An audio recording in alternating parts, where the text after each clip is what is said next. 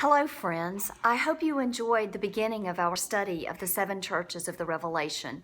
Today, we visited the church at Ephesus. And as I said at the beginning of my post, we're going to be camping here for a little bit because the church at Ephesus is such an important beginning to these letters to the seven churches. So hang with me. We'll probably be in Ephesus at least one more post and maybe two.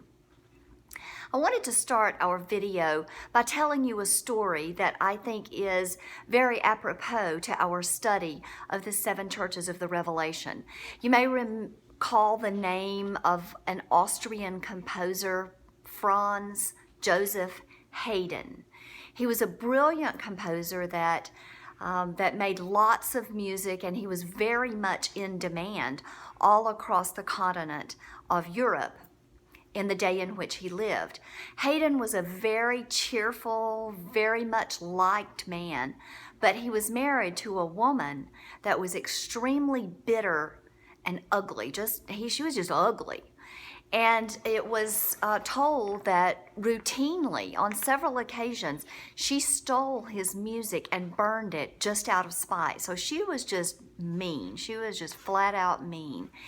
And one time when Haydn was traveling across Europe, he was on an extended group of performances.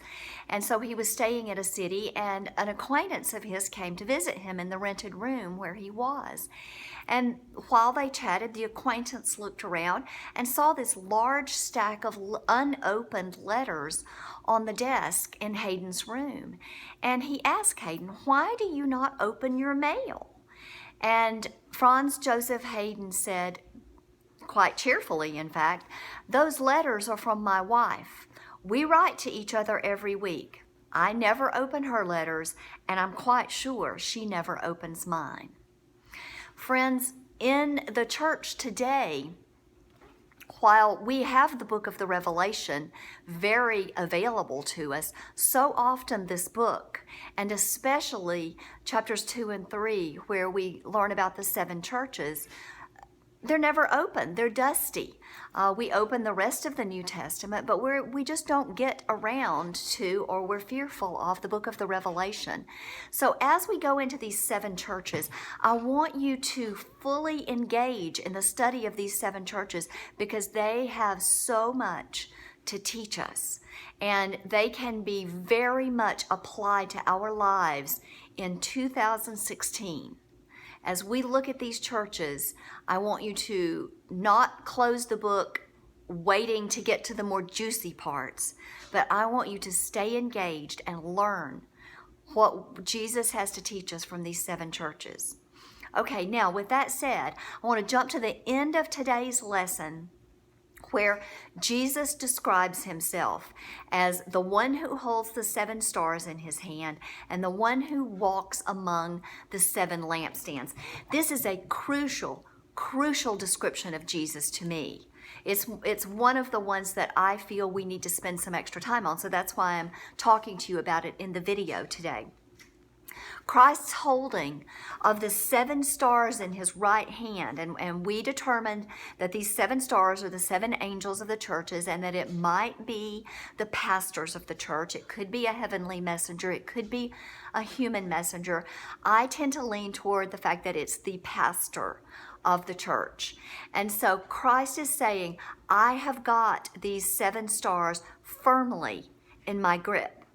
And this signifies that he controls not only the church, but the leaders in our churches. The leaders of the churches are his leaders. There is no leader above the control of God. And Jesus has the authority to scrutinize and address any problems that show up in a church. Now, when Jesus says that he holds the seven stars in his hand and that he walks among the seven lampstands, these two verbs, and I'm a word nerd, I'm a grammar nerd, so just bear with me. I think this is very important that you hear this.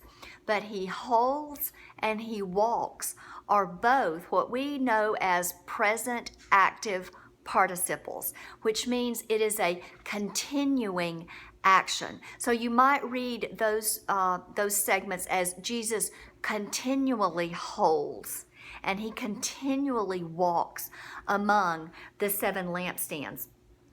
The word hold in the Greek and the word walk both are very, very interesting.